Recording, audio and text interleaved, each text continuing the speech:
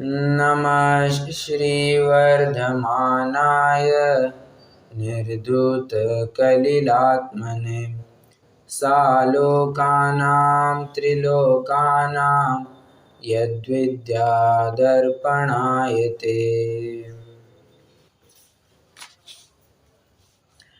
चाह गई चिंता मिटी, मनवा बेपरवाह, जिनको कछु न चाहिए ते नर शाहनशाह। क्या अर्थ बनता है? चाह गई चिंता मिटी। चिंता का मूल कारण क्या है? चाह।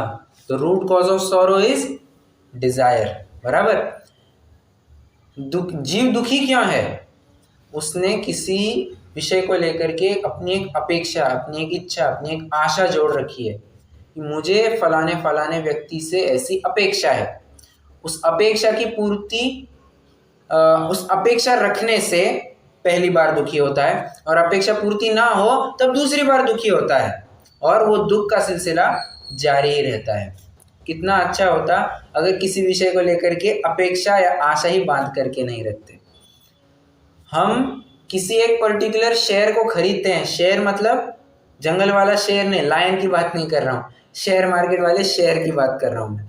किसी एक पर्टिकुलर शेयर को खरीदते हैं, मान के चलिए रिलायंस का शेयर खरीद दिया, ठीक है। अब रिलायंस का शेयर खरीदी किया तो हमें लगता है कि इसने मुझे कम से कम 25% रिटर्न देना ही चाहिए, साल भर में कम से कम 25% रिटर्न देना ही चाहिए। अगर 25% रिटर्न नहीं दिया, हाँ 20% ही रिटर्न दिया, तो हमारी एक्सपेक्टेशन फुलफिल नहीं हुई, हम उसको लेकर के दुखी होते हैं। मैं फिर से कह रहा हूं, दुख का सिलसिला कब से चालू होता है? ना जब हमारी अपेक्षा की पूर्ति नहीं होती है तब दुखी नहीं होता है जीव। जब से उसने किसी एक विषय को लेकर के, पर वस्तु को लेकर के अपेक्षा बांधना चालू कर दी, तब से ही उसका दुख का सिलसिला चालू हो गया कि फलाना व्यक्ति मुझे कुछ बना करके खिलाएगा। अपेक्षा बना के रखी ना, दुखी होना चालू हुआ। क्यों? इच्छा उत्पन्न होना यही अपने आप में एक दुख की निशानी है। ये इच्छा काहे से उत्पन्न होती है? ये तुम्हारे राग द्वेष को लेकर के उत्पन्न होती है, ये मोह को लेकर के उत्पन्न होती है, आशा। तो करना क्या? चाह गई चिंता मिटी। चाह को खत्म करना। एक साथ खत्म करे क्या? एक साथ होगी भी नहीं खत्म। ग्रेजुअली, धीरे धीरे हमारे शरीर से बात करें, एक एक कदम बढ़ाते बढ़ाते वो चाह कम हो सकती है। चाह की बात नहीं कर रहा हूं मैं, चाह की बात कर रहा हूं, ठीक है। चाह मतलब चाह, ओके। तो चाह कम होती है एक एक करके। मनवा बेपरवाह, और जिनको कछु न चाहिए ते नर शाहनशाह। शाहनशाह सबसे बड़ा व्यक्ति या सबसे सुखी व्यक्ति कौन है? राजा व्यक्ति कौन है? जिनको कुछ नहीं चाहिए, जिनकी आशा ही सब खत्म हो गई है। अपन मेरी भावना में क्या पढ़ते हैं? विषयों की आशा नहीं जिनके। और अपन ग्रंथ में भी क्या पढ़ चुके हैं? विषय आशा वशाती। तो विषय के साथ साथ आशा, ये शब्द भी उन्होंने जोड़ दिया था। क्यों कि विषय और आशाएं, विषय अलग बात और उसकी आशा होना, उसकी इच्छा, उसकी तलब होना, ये अलग बात, ठीक है। आशा को लेकर के ही यह जीव आरंभ परिग्रह में प्रवृत्त होता है। इसलिए हमारे मुनिराज को कोई इच्छा नहीं रही है, संसार से कोई प्रयोजन नहीं रहा है, कोई वांछा नहीं रही है, इसलिए ते नर शाहनशाह। प्रजापति को तो कम से कम, मतलब प्रजापति को तो राजा कहते हैं, इनको तो महाराजा कहते हैं। अपन कहते हैं ना मुनि महाराज, राजा से भी ऊंचा इनका पद है। बराबर। एकमात्र कारण उनका इतना ही है, they have kept aside all their desires, all their wishes, all their wants। सब इच्छाएं, आशाएं उन्होंने बाजू में रख दी है और एक निरीक्षक बन करके अपनी आत्म साधना कर रहे हैं। किस गुण की चर्चा चलने वाली है? निकांक्षित अंग की चर्चा चलने वाली है। निकांक्षित संधि विच्छेद कीजिए, निकांक्षित, कांक्षा आकांक्षा, इच्छा, चाह, और क्या शब्द है, वांछा। और कुछ शब्द है क्या आपके ख्याल ज्ञान में आ रहे हैं? वॉन्ट्स, डिजायर्स, है कोई आपके ज्ञान में और शब्द? मुझे तो इतने ख्याल में आ रहे हैं।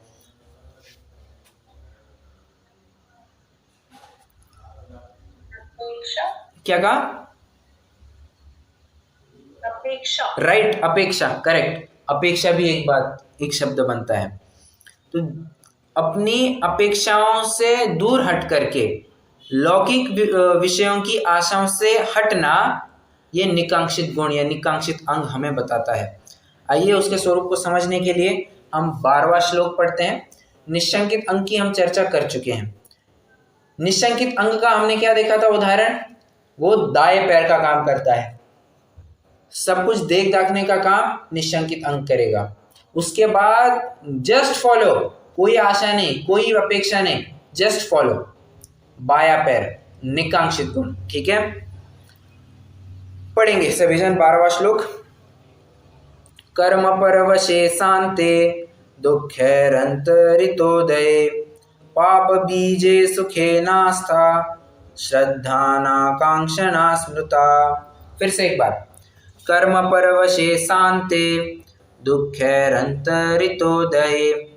पाप बीजे सुखे नास्था श्रद्धानाकांक्षणा स्मृता।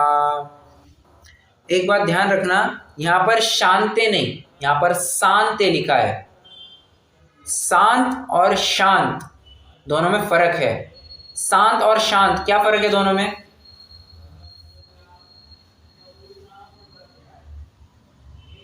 शांत मतलब तो साइलेंस और शांत मतलब स प्लस अंत, ऐसा? करेक्ट, स अधिक अंत, जो अंत सहित हो उसे शांत कहते हैं। और शांत मतलब जैसे आपने कहा क्वाइटनेस, साइलेंस, ये शांत का अर्थ होता है। मैं फिर से कह रहा हूँ, स और श में गलती नहीं कर बैठना, क्योंकि स का श किया तो पूरा अर्थ का अनर्थ हो जाता है। अहम श्वभि शकृतवारम भुंक्ते, इस तरह वो हालत हो जाती है, हमें वैसी हालत नहीं करनी है।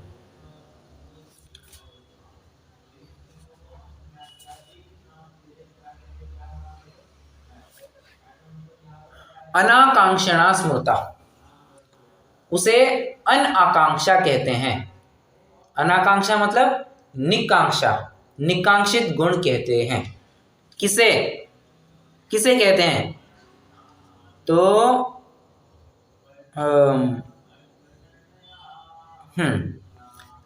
जो आशय कर्म परवशे, कर्म के अधीन होते हैं, शांते दो अंत सहित होते हैं, दुःखैर अंतरितोदये दुख सहित होते हैं,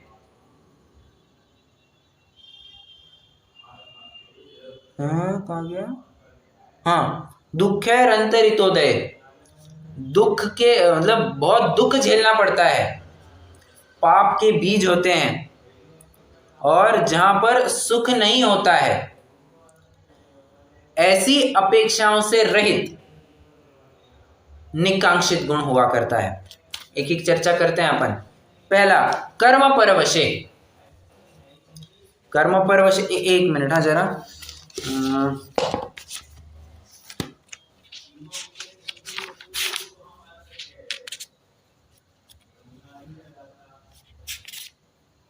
देखिए मैं इन 5 पदों का फिर से अर्थ करता हूं, मतलब शब्दार्थ कहता हूं।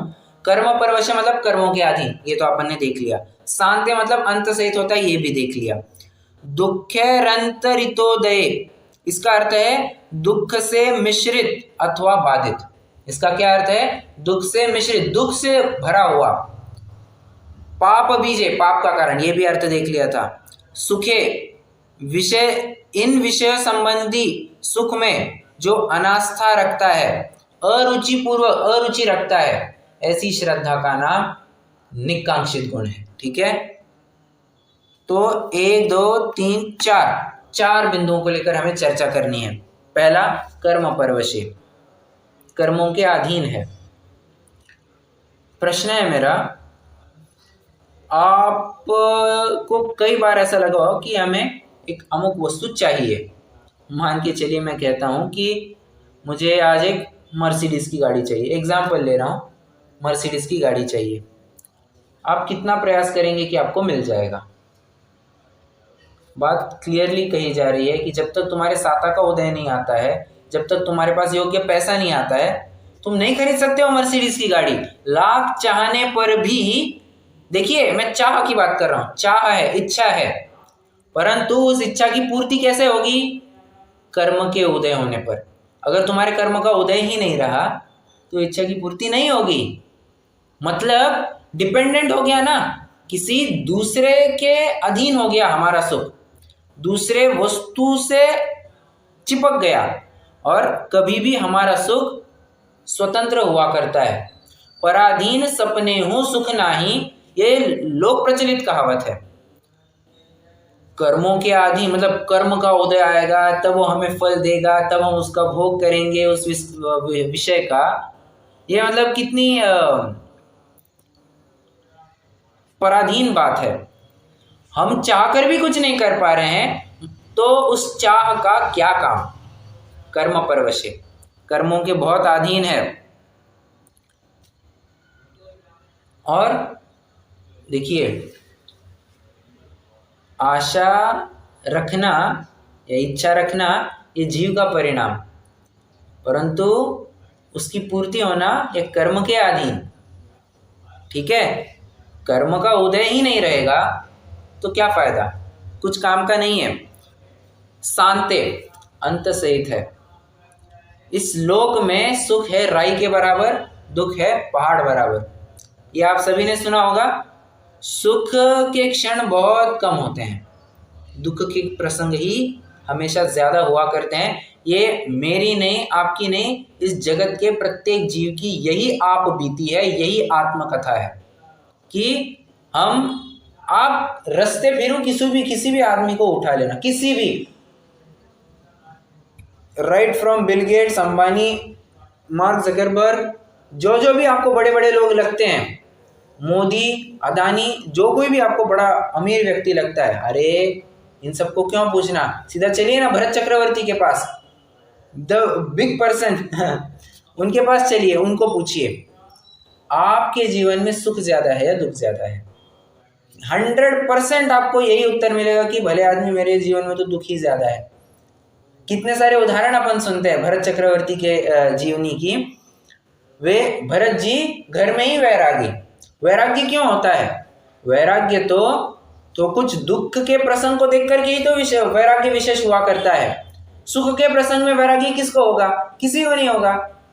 वैराग्य होना ये जीवन में निरंतरता से दुख का उत्पन्न होना, इसी का परिचायक है। राजमाता तिलक कर रही है भरत को, रत्नों के चूर्ण से तिलक कर रही है, और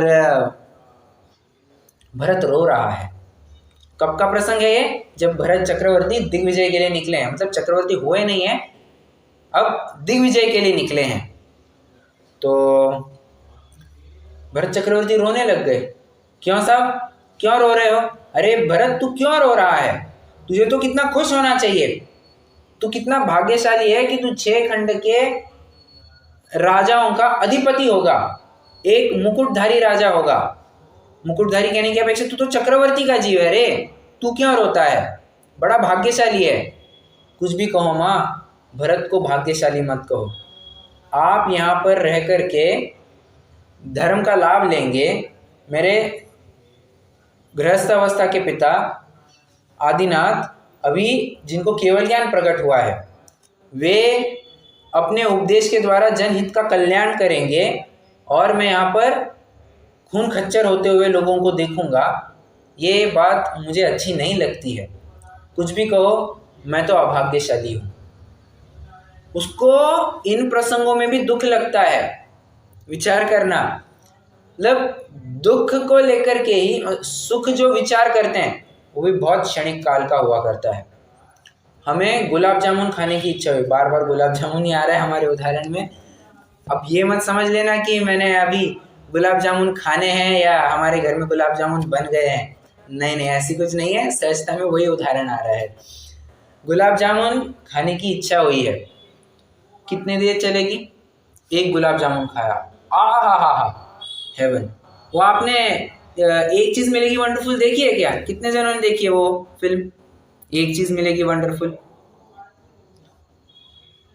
जी भैया जी देखिए।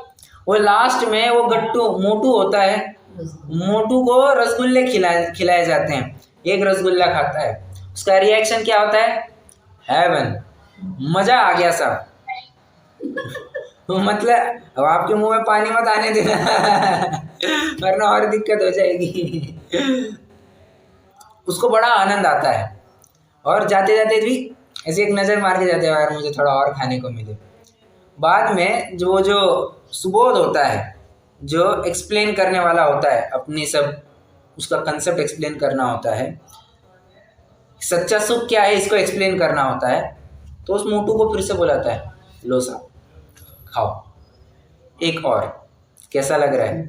मज़ा आ रहा है, एक और मज़ा आ रहा है, एक और, अच्छा चलो कोई बात नहीं, एक और, ठीक है ले लेते हैं, एक और, नहीं जाएगा साहब, फिर भी आप बहुत कह रहे हैं तो ले लेते हैं, एक और, नहीं साहब अब खाएंगे तो उल्टी हो जाएगी। जानते हैं इकोनॉमिक्स का भी एक कंसेप्ट है, क्या? Diminishing marginal utility. कितने जनों ने इकोनॉमिक्स पढ़ा है? जस्ट पूछ रहा हूं मैं मैंने पढ़ा है? हाँ, तो ये कंसेप्ट आपको जरूर आया होगा, डिमिनिशिंग मार्जिनल यूटिलिटी, उपभोक्ता नियम, बराबर। तो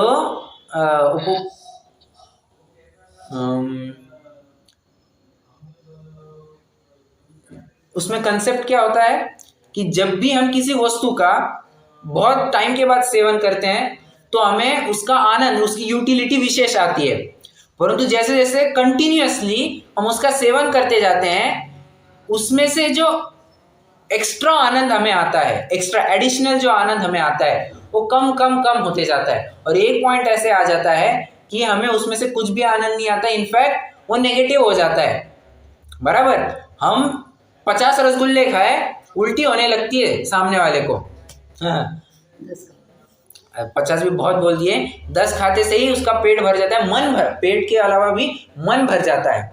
इसका मतलब क्या?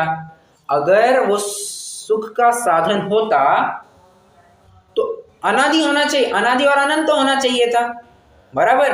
देखिए एक इंग्लिश पोएट होकर के गए, अंग्रेजी कवि, जॉन कीट्स। कितने जनों ने नाम सुना है वैसे जॉन कीट्स का?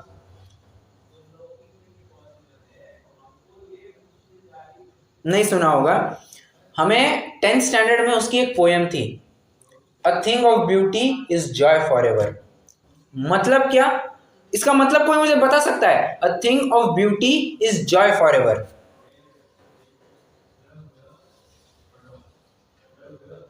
कोई वस्तु यदि सुंदर है तो उससे हमेशा खुशी मिलेगी, ऐसा? Correct correct.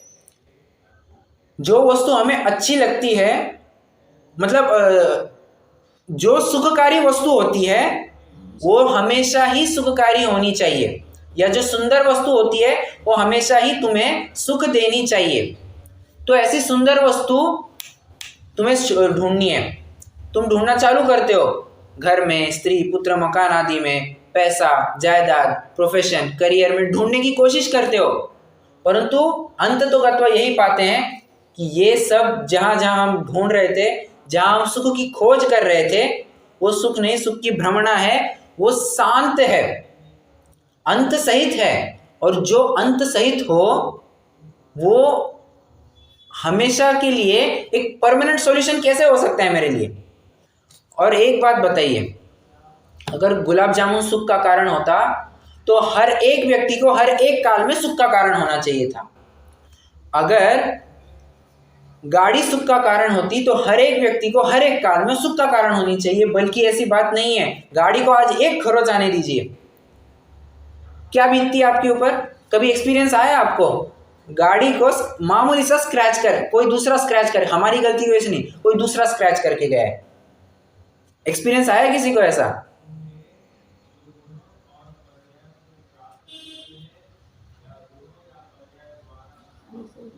अरे किसी के पास गाड़ी नहीं है क्या? एक बारी और पूछिए। मैं ये पूछ रहा हूँ, तो क्या कहा आप कह रहे हैं कोई गाड़ी पर खरोच करे तो? हाँ, आपकी गाड़ी है, कोई उस गाड़ी को खरोच करके जाए, खरोच के जाए, हाँ, क्या आपके साथ कभी ऐसा अनुभव हुआ है? बहुत बुरा लगता है। मतलब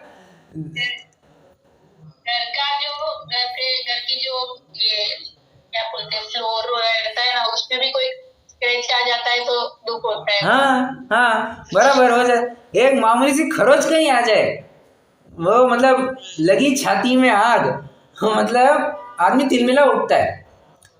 हमने जब फर्श जड़वाई थी, अच्छी एकदम टिप टॉप मार्बल की शाहबादी जो कुछ भी होगी हमने बनाई थी, गाड़ी खरीदी की थी A1 क्वालिटी की, जैगवार मर्सिडीज खरीदी की थी, क्या मान करके ये हमें सुख का कारण है।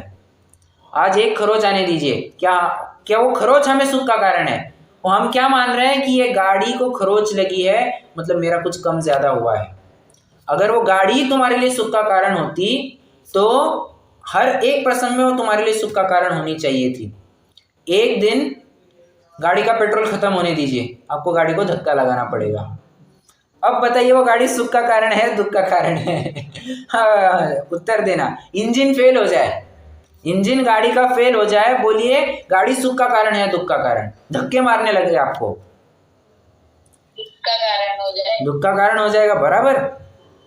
मतलब ही हमने जिस बुद्धि से या जिन विचारों को ध्यान में रखते हुए एक पर्टिकुलर विषय में सुख माना था, वो सुख नहीं, वो सुख की भ्रमणा है। वो गलत रास्ते हम जा रहे हैं। ये शांत, देखिए मैं शांत को लेकर के इतना एक्सप्लेन कर रहा हूं, जो वस्तु अंत सहित हो सकती होती है वो कभी भी एक परमानेंट सॉल्यूशन नहीं हुआ करता है। मैं फिर से time and again I am repeating the same statement, important है इसलिए।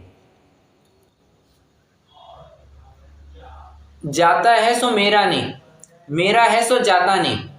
जो सच्चे सुख का साधन होता है वो हमेशा मेरे साथ बना रहता है, मेरे से कभी दूर नहीं होता, मेरे से कभी अलग नहीं होता। वो सुख का साधन और कहीं और नहीं, अपने में ही ढूंढना है। ये आप किसी भी व्यक्ति के पास जाके पूछिएगा, अंत में सुख कहाँ मिलता है? पूरा बाजार घूम के आने के बाद चैन की नींद कहाँ लेता है? अपने ही घर में लेता है। आज मैं आपको बोलूं कि अंबानी के यहाँ पे अभी फंक्शन चल रहा है, आपको एक दिन अंबानी के यहाँ पे सोने जाना है, ठीक है? उनका सब रूम्स वगैरह बुक हो चुके हैं, आपको एक दिन वहाँ पे सोना है, ठीक है, विश्रांति के लिए। और आपको अगले दिन अपने घर में सोना है, फंक्शन हो गया, आपको अपने घर पे आके विश्राम लेना है। आप विचार कीजिए आपको सबसे ज़्यादा आराम कहाँ लगेगा? अंबानी के यहाँ लगेगा या अपने घर में लगेगा? ये घर में लगेगा अपने। अरे अंबानी की बहुत दूर छोड़िए, अब आप सब माता बहनें हैं, आपको एक प्रश्न ही पूछ लेता हूँ। आप कभी पीहर भी जाएंगे, पीहर भी जाएंगे ना, तो शायद ही आपको अच्छे से नींद आए, आपको अपने ही घर में अच्छे से नींद आएगी। ये बात आपने जरूर एक्सपीरियंस की होगी, ये मैं समझता हूँ। अपनी माता को देख करके पहले जो शादी होती है ना, उसके 2-4 साल तो अपने पीयर में नींद आती है, लेकिन उसके बाद में बराबर है। निज घर बिना विश्राम नाही, आज यह निश्चय हुआ, मोह की चट्टान टूटी, शांति निर्झर बह रहा। अपन ये पूजा के अंत में क्या कहते हैं, क्यों कहते हैं? अरे हम ये सब भगवान को भी अर्घ चढ़ा मतलब पूजन समाप्त होते हो क्या कहते हैं? पूजो परांत प्रभो यही एक भावना है हो रही, लीन निज में ही रहूं प्रभु और कुछ वांछा नहीं। बराबर। आपकी इतनी जय जयकार गा के, आपके इतने गुणगान गा करके फायदा क्या? अल्टीमेटली करना क्या है? अरे लीन निज में ही रहूं प्रभु और कुछ वांछा नहीं, अपने में ही समा जाना। आपको देख करके भी हमको भी यही सीख मिलती है। मैं कहाँ से घुमा रहा हूं ये सब पॉइंट? शांत जो सुख का साधन हुआ करता है वो अपने हमेशा अपने साथ बना रहता है, अपने पास बना रहता है, अपने में बना रहता है। अब 6 कारक लगा लेना यहाँ पर। अपना, अपने में, अपने से उत्पन्न, अपने ही आश्रय से, अपने ही कारण से, अपने ही द्वारा, अपने में, अपने जो कुछ भी है सब लगा लेना। 6 कारक उस सुख के साधन में स्वयं में ही घटित होंगे, पर वस्तु में नहीं घटित होंगे। पर वस्तु आज है कल नहीं है, उसका क्या भरोसा? जाते के ऊपर मुसाफिर से कोई प्रीति नहीं करता है और मुसाफिर से प्रीति करने वाला ठगाया जाता है या फिर यूं कहिए लूटा जाता है। इसलिए मुसाफिर से कभी भी चलते पहियों के ऊपर कोई बैठने की कोशिश नहीं करता है, एक स्थायी सॉल्यूशन हुआ करता है। सुख की परिभाषा है ये द्रव्य, क्षेत्र, काल और भाव, इन चारों चतुष्टय से अबाधित होती है। अबाधित होती है मतलब व्यक्ति बदल जाए तो सुख की परिभाषा बदलेगी, ऐसा नहीं है। किसी को गुलाब जामुन में सुख आता है, किसी को पैसे में सुख आता है, किसी को स्त्री में सुख आता है, किसी को करियर में सुख आता है, किसी को किसी और विषय में सुख आता है। व्यक्ति से सुख की परिभाषा नहीं बदल सकती है। एक क्षेत्र से आज क्या कहूं, कैसे उदाहरण दूं? अभी एक स्थूल उदाहरण देता हूं।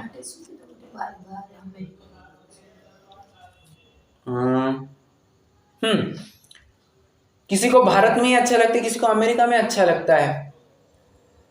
हाँ, परंतु अगर अमेरिका सुख का साधन होता तो हर एक व्यक्ति को सुख का साधन होना चाहिए था, बल्कि ऐसी बात नहीं। आज कितने लाखों उदाहरण है अपने सामने, हजारों उदाहरण है अपने सामने कि जो यूएस में दम घुट रहा है कह करके भारत वापस आ गए हैं। उदाहरण है अपने पास कितने। तो भी अपने जो बैरिस्टर चंपत राय, गांधी जी के बहुत बड़े फॉलोअर रहे हैं। उन्होंने किताब लिखी है डेथ फेस्टिवल नाम से। जब वो क्या कहना चाहिए, वे बहुत मरणासन्न अवस्था में थे, तो उनको ट्रीटमेंट के लिए यूएस लेके गया था, ले जाया गया था। वहाँ पर उन्होंने इतना शुष्क वातावरण देखा, वहाँ के लोगों में इतनी शुष्कता देखी, उनकी भावनाओं में, वहाँ उनका दम घुटने लग गया। उन्होंने कहा अब भी हाल मेरा जो कुछ होना है मेरा भारत में होगा, यहाँ मुझे एक पल अभी नहीं रहा जाता है। अगर अमेरिका सच्चा सुख का साधन होता तो हर एक व्यक्ति को सुख का साधन होना चाहिए था। इसलिए क्षेत्र सुख एक क्षेत्र से भी अबाधित होता है, काल से अबाधित होता है। कल के जमाने में किसी को लूना में आनंद आता था, किसी को आज के जमाने में क्या कहते हैं मर्सिडीज में आनंद आता है। आगे चलकर किसको हेलीकॉप्टर में, हेलीपैड में मजा, हेलीपैड क्या कहे, अपने प्राइवेट जेट में मजा आएगा। परंतु वही कह रहा हूं मैं, सुख की परिभाषा काल से भी अबाधित होती है। अगर लूना में से सुख आता तो आज भी लूना में से सुख आना चाहिए था, जबकि ऐसी बात नहीं है। आज लूना लेके सामने जाएंगे, गाड़ी पे चलेंगे, बोलेंगे इसके पास पैसा नहीं है, ये लूना लेके घूम रहा है, इसका स्टेटस बड़ा बेकार है। बराबर। काल से भी अबाधित होती है और भाव से भी अबाधित। व्यक्ति तेवढ्या प्रकृति, जितने व्यक्ति होते हैं उतने आपको परिणाम मिलेंगे।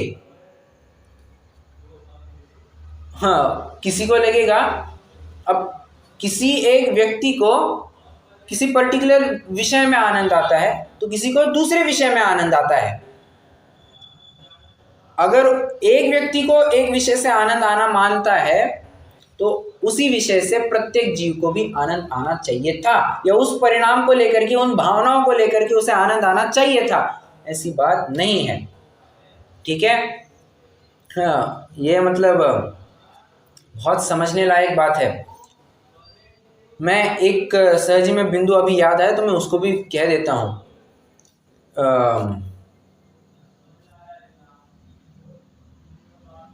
आज के ज़माने में लोग बहुत ही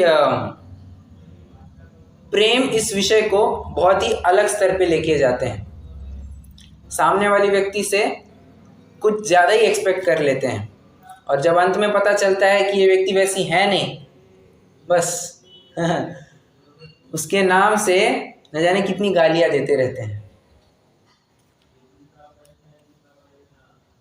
हमें लगा था कि इस पुरुष से या इस स्त्री से हमें आनंद मिलेगा, नहीं, भ्रम में मत रहो, ये शांत है, एक ना एक दिन ये भी छूटने वाला है। छूटने ही वाला, तुम नहीं छोड़ोगे तो ये तुमसे छूट जाएंगे।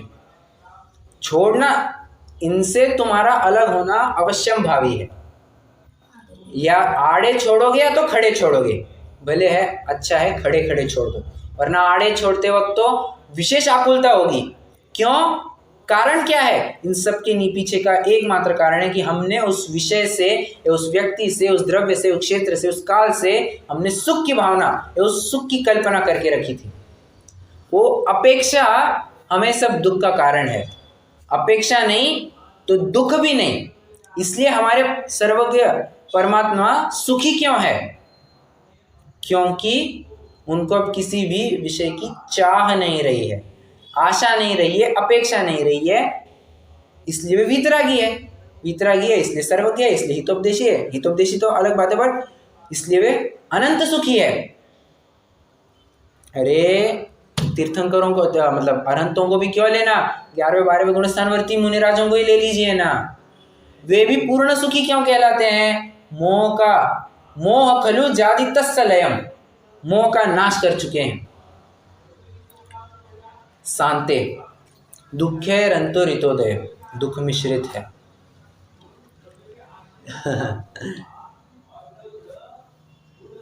फनी, क्या कहना चाहिए, विरोधाभास अलंकार है इसमें। इस दुखेर अंतरितोदय, इस पद में विरोधाभास अलंकार छुपा हुआ है। कैसे? सुख के विषय में दुख मिला हुआ है, सुख के विषय में दुख मिला हुआ है, या सुख के साधन में से दुख उत्पन्न होता है। ये बात नहीं जम रही है। फिर से मैं क्या कह रहा हूं, पद क्या आया है यहाँ पर? दुखे रंते ऋतुदय, अर्थात दुखों से मिश्रित अथवा दुख से बाधित है। अभी कितने उदाहरण दिए मैंने। गाड़ी का ही उदाहरण फिर से ले लीजिए ना। गाड़ी आज के ज़माने में रास्ते पे खड़ी करना बहुत बड़ी लायबिलिटी हो जाती है। कौन किस तरह से गाड़ी ठुकवा दे, कोई किस तरह से गाड़ी चलाए, कब इंजन फेल हो जाए, हमें किस प्रकार से वो गाड़ी दुख दे, ये कोई नहीं कह सकता है, कुछ नहीं कह सकते हैं। दुख मिश्रित है, मतलब दुख का फ्लेवर उसमें ज़रूर पड़ा हुआ है। भले ही हम कहते वक्त तो यही कहते हैं कि इस गाड़ी से बड़ा आनंद आता है, गाड़ी बहुत कंफर्ट देती है। अंदर में जाकर के पूछना उस व्यक्ति को कभी, कितना रो रहा है, गाड़ी एक चक्कर में 1000 रुपए का पेट्रोल डीजल पी लेती है। अब कोई सामान्य परिस्थिति वाला होगा, वो अफोर्ड कर पाएगा क्या? उसको लगा था गाड़ी मुझे सुख देगी, पर जब पेट्रोल भरवाने की बारी आती है, अब पूछना, किसी ने लोन पे गाड़ी ली है, मतलब कोई मिडिल क्लास का आदमी है, एकदम नॉर्मल परिस्थिति वाला, उसने गाड़ी लोन पे ली है। पहली बात, उसको हफ्ता चुकवाना है, उसका क्या कहते हैं, किस्त, हर महीने की किस्त भरनी है, उसको इंस्टॉलमेंट भरना है। वो इंस्टॉलमेंट भरते भरते उसके नाक में दम आ जाती है। अच्छा, इंस्टॉलमेंट तो भर दिया, इंस्टॉलमेंट भर दिया, पर क्या करे साहब, गाड़ी में पेट्रोल डालने के लिए पैसा कहाँ है? हाँ, पेट्रोल डालने के लिए गाड़ी इतना तेल पीती है, हाँ, एवरेज इतना, आजकल की गाड़ियाँ वैसे ही एवरेज कम देती है। आज गाड़ी बहुत आ रही हो एग्जाम्पल में, पहले ही एवरेज कम देती है, उसमें थोड़ा लग्जरीज के नाम पे और कभी खर्चा निकल जाता है। और गाड़ी जब रन करती है पेट्रोल तो आराम से पिएगी ही, लोगों को उसके ऊपर तरीका नहीं आता है चलाने का, एकदम फास्ट चलाते हैं और फिर एनर्जी कंज्यूम हो जाती है। गाड़ियों वो पेट्रोल का खर्चा नहीं जमता है, तो कहाँ वो सुख का साधन हुआ? गाड़ी बस रास्ते पे पड़ी है, रास्ते मतलब घर के सामने पड़ी है, बस एक स्टेटस सिंबल बन के रह जाता है कि हमारे पास गाड़ी है। उस गाड़ी का आनंद ले पा रहा है क्या तू? नहीं ले पा रहा है। मतलब तुमने सुख मान करके लिया था, अंत में दे क्या रहा है? दुख दे रहा है। दुख मिश्रित है, दुख से मिश्रित है। भोजन में हमने सुख माना, एकदम बेसिक एग्जांपल लेता हूँ, भोजन में सुख मान लिया हमने, आज तो जाकर के नमक ज़्यादा हो जाए, अरे नमक छोड़ दीजिए, नमक ज़्यादा हो जाए छोड़ दीजिए, भोजन में नमक ही डालना भूल जाए। एक बार हमारे साथ भी हुआ था ऐसे ही, हमारी माता जी रोटी में नमक डालना भूल गई। तो मुझे आधा टिफिन खाने के बाद ख्याल में आ रहा कुछ तो कम है, कुछ तो कम है, कुछ तो कम है। फिर पता चला ओ हो इसमें तो नमक ही नहीं है, रोटी में नमक ही डालना भूल गए। कोई बात नहीं, परंतु भोजन से हमने सुख माना था कि इस भोजन से मेरा पेट भरेगा। परंतु अच्छा, थोड़ी सी और विशेष बात कहना चाहूँगा, हमारी अपेक्षाएं भी अब बेसिक लेवल की नहीं रही है, हाईफाई अपेक्षाएं हो गई है। इसमें नमक इतनी मात्रा में ही चाहिए, ये शक्कर इतनी ही चाहिए, वो चाशनी उतनी बननी चाहिए, वैसा बनना चाहिए, फलाना ही होना चाहिए, ढिकाना ही होना चाहिए। तरह तरह के कंडीशंस लगा लगा के हम सुख, मतलब ये ऐसा होना चाहिए, इसमें ये फीचर होना चाहिए, इसमें धनिया डालना चाहिए, इसमें और कुछ डालना चाहिए, तो ही मैं खाऊंगा, तो ही मैं खाऊंगा, तो ही मैं बनाऊंगा, ऐसा होगा तो ही मैं करूंगा। मतलब हमारा सुख आज कितना कंडीशनल हो गया है। सुख तो कैसा होना चाहिए था? अनकंडीशनल होना चाहिए था, जो है जैसा है अपना है, वैसी बात नहीं रही है आज। बहुत दिक्कत वाली बातें हैं। अरे अब हम एक दफ़ा मान लेते हैं हम अच्छे से चरणानियों को पालते हैं, जो जिनके चरणानियों का कुछ ठिकाना नहीं रहा है, उनकी आप आशय और अपेक्षाएं जाकर के देखना, कभी 1000 गुना लाखों गुना अपेक्षा इच्छाएं हैं हमसे। आज सहज ही में मैं एक गालिब के शेर पढ़ रहा था, सहज ही में एक बहुत अच्छा शेर मिला मुझे। क्या है? हाँ, हजारों ख्वाहिशें ऐसी कि हर ख्वाहिश पे दम निकले, हजारों ख्वाहिशें ऐसी कि हर ख्वाहिश पे दम निकले, बहुत निकले मेरे अरमां लेकिन फिर भी कम निकले। इच्छा इतनी असीम है ना, जब मैं लिस्ट निकालने गया तो मुझे लगा कि यार ये तो बहुत कम है, इसकी पूर्ति हो ही नहीं रही है मेरी तो लिस्ट में। हाँ, इसको लोक में एक सोफिस्टिकेटेड वर्ड दिया जाता है, बकेट लिस्ट। बकेट लिस्ट कह करके एकदम सोफिस्टिकेटेड मैनर में अपनी इच्छाओं को एक पॉजिटिव वे में, शुगर कोटेड वर्ड में एक्सप्रेस करवाने की या एक्सप्लेन करने की नाजायज कोशिश की जा रही है। जबकि इकोनॉमिक्स जिसने पढ़ा है, आपको पहले ही चैप्टर में आपको एक स्टेटमेंट मिला होगा, wants are unlimited, resources are extremely limited. कितने जनों को याद आ रहा है? थोड़ा धुंधला धुंधला याद आ रहा है जिन्होंने इकोनॉमिक्स पढ़ा है।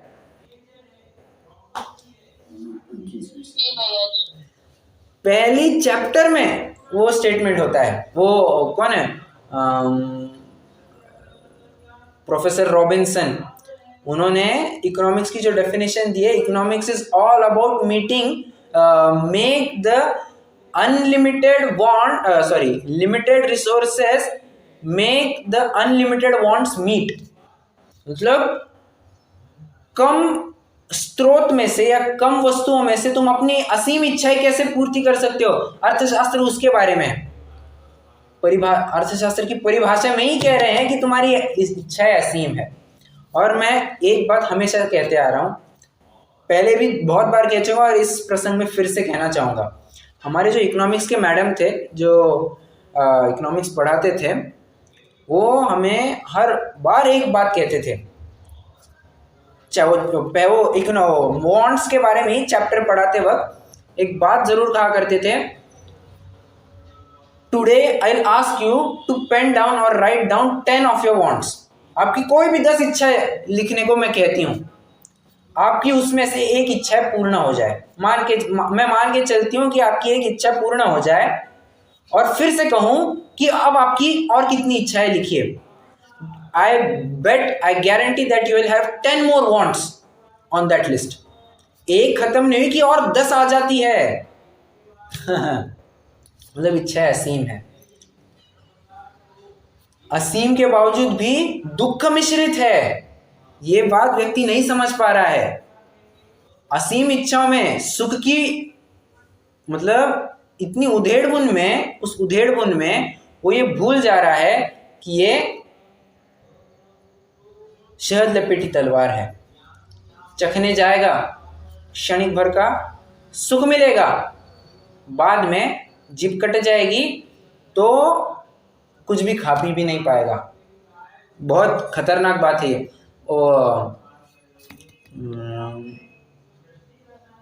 अमूल्य तत्व विचार में भी एक पंक्ति आती है ना, सुख प्राप्ति हेतु प्रयत्न करते, सुख जाता दूर है, तू क्यों भयंकर भाव मरण प्रवाह में चकचूर है। क्या कह रहे हैं?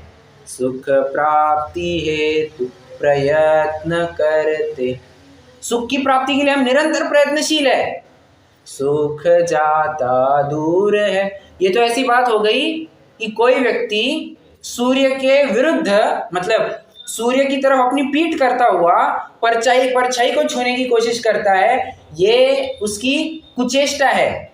ये नहीं कर सकता है, अपनी परछाई को नहीं छू सकता है, नहीं पकड़ सकता है। अरे बाबा, तुम जितना आगे जाओगे वो परछाई तुमसे 2 कदम हमेशा आगे ही रहेगी। ये बात हमें समझनी चाहिए। तू क्यों भयंकर भाव मरण प्रवाह में चकचूर है।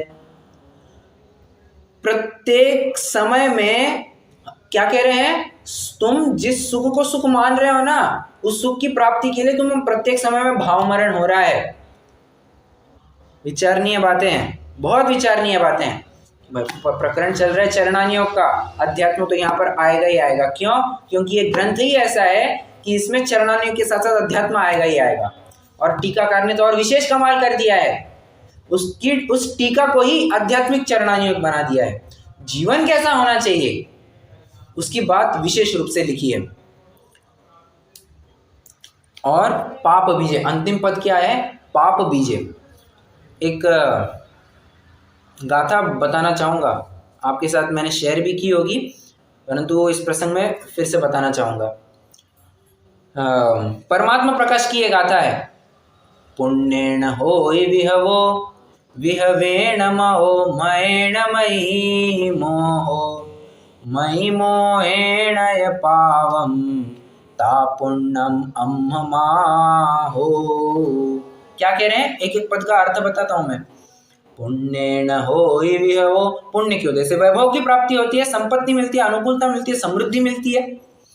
विहवेण महो मयेण मयि मोह, परंतु बात ऐसी है, दैट सैड पार्ट इज, वैभव की प्राप्ति से, संपत्ति की प्राप्ति से मेरी मति मोहित हो जाती है। मैं पागल उन्मत्तवत सदसतोर विशेषाद्य दृच्छोपलब्धेर उन्मत्तवत सत असत का विवेक नहीं रह जाता है। संपत्ति आने पर क्या सही क्या गलत इसका भान नहीं रहता, उन्मत्त की भांति प्रवृत्ति करता है, मति मोहित हो जाती है। मयि मोहेण य पावम, मति मोहित होने से होता क्या है वो तो बताइए। पावम, पाप होता है, पाप उत्पन्न होता है। अल्टीमेटली देखोगे तो ये पुण्य का उदय मुझे पाप में लेके जा रहा है। ता पुण्यम अम्हमाहो, इसलिए हे क्या कहे अभी, मुझे ऐसा पुण्य भी नहीं चाहिए जो मुझे पाप का कारण बने। पाप बीजे, पाप का बीज है। विषयों को भोगोगे, तुम्हें क्या लगता है? अच्छा, साता या प्रशस्त प्रकृतियों का बंध कैसे होता है? आपको क्या लगता है? विषय भोग भोगने से या विषय भोग नहीं भोगने से?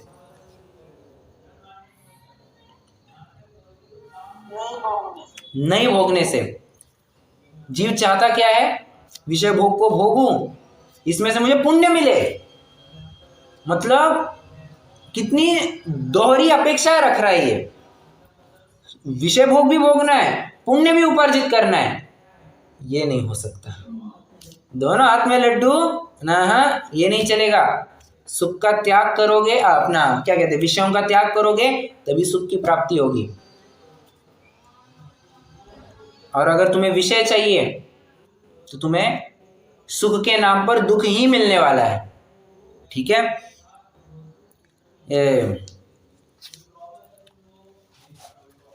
आकांक्षा, अपेक्षा, चाह, इच्छा, इसके ऊपर हमने ये सब चर्चा की है।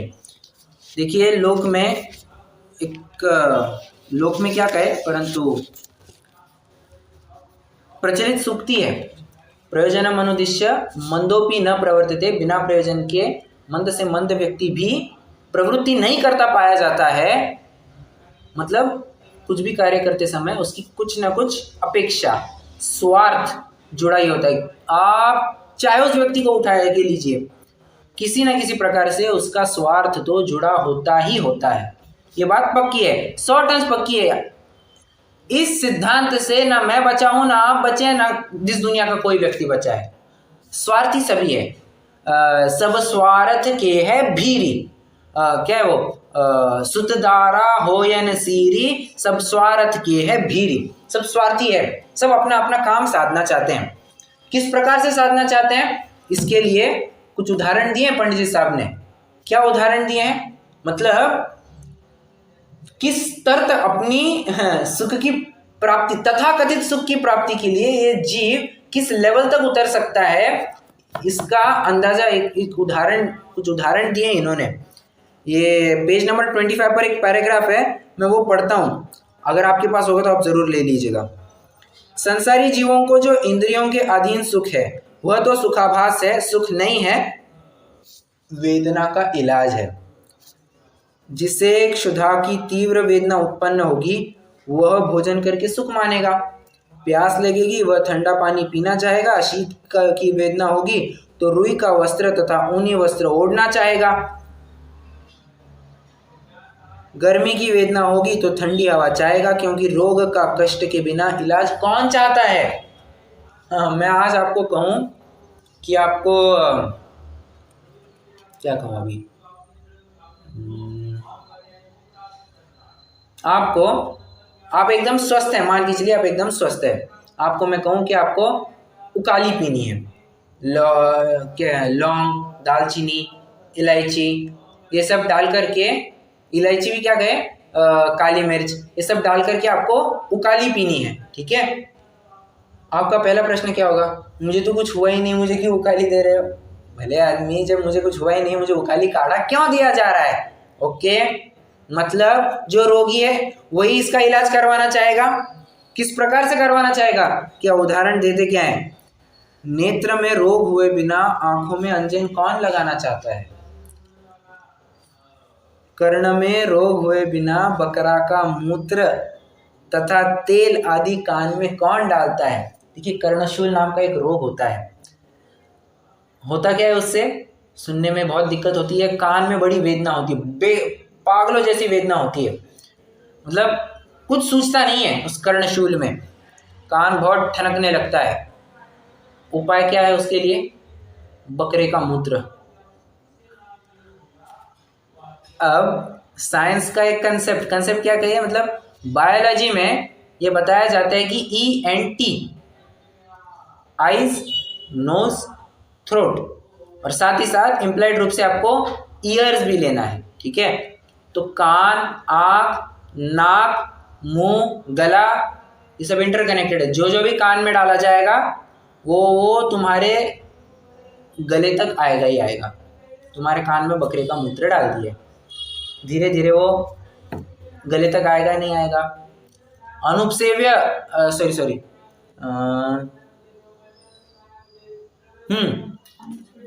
अनुपसेव्य अभक्ष्य है ये। मैं आपको स्ट्रेट फॉरवर्ड कहूं, मैं आपको किसी का मूत्र पीना है, सुनने में कितनी खराब बात लगती है, कितनी खराब बात लगती है। बस वही बात अब आपको कर्णशूल हो गया है। अब आपको कहे कि आपको कान में बकरे का मूत्र डालना है, कोई कहने के पहले ही हम कहेंगे यार कुछ भी करो, मेरा कान ठीक करवा के दो। फिर चाहे तुम्हें गोबर डालना पड़े, मूत्र डालना पड़े किसी बकरे का, मुझे कोई दिक्कत नहीं है, तुम तो मेरा इस रोग का निवारण करो। इस लेवल तक जाके पहुंच जाता है। और ठंड के बुखार के बिना अग्नि की ताप तथा सूर्य की धूप आदर से कौन सेवन करता है? ठंडी लगी हो तभी तो धूप में जाता है। मैं आपको कहता हूँ जेठ की गर्मी में कड़ी दोपहर के 1-2 बजे आप धूप में तपिए, कीजिए। भले आदमी सन बास्किंग भी कोई ना करे ऐसे टाइम पे बीच पर भी कोई नंगा होकर के ना सन बास्किंग ना करे, तुम ऐसे टाइम पे हमें कह रहे हो। परंतु यही बात आपको भयंकर सर्दी हो गई है, भयंकर तेज ठंडी लग गई है। अब उपाय क्या है? सूर्य की किरणें लेना ही आपके लिए उपाय है। आपकी ठंडी उतारनी है तो सूर्य की कड़ी धूप में ही बैठना पड़ेगा। मतलब क्या हो मैं बताना क्या चाह रहा हूँ, उस सूर्य की गर्मी भी हमारे लिए हमेशा सुख का कारण थोड़ी ना है। बस हमारा प्रयोजन था, हमने उसे सुख का साधन मान लिया, प्रयोजन खत्म, वो सुख का साधन खत्म। मतलब हमारा सुख ये कंडीशनल होता जा रहा है। हमें कंडीशनल नहीं अनकंडीशनल सुख की प्राप्ति करनी है। तो अनकंडीशनल सुख की प्राप्ति कैसे होगी? इस निकांक्षित अंग से। निकांक्षित अंग में अपन ने तो आज पूरी इच्छाओं के ऊपर ही चर्चा की है। हो सकता है मैं कल भी इसी प्रकरण को थोड़ा और उठाऊंगा। कल सभी जन मोक्ष मार्ग प्रकाशक लेकर के बैठेंगे। पेज नंबर 17 पर पंडित जी साहब ने 4 प्रकार की इच्छाओं का जिक्र किया है। आपसे एक अनुरोध है कि उन 4 प्रकार की इच्छाओं को आप पढ़ लीजिएगा। पेज नंबर 70 पर आपको ऐसे स्टार्टिंग में मिल जाएगा 4 प्रकार की इच्छा है, ठीक है। मैं भी पढ़ूंगा, आप भी पढ़िए, कल अपन उसकी चर्चा करेंगे और फिर इस निकांक्षित गुण को कंप्लीट करेंगे। कुछ प्रश्न हो तो जरूर पूछिएगा।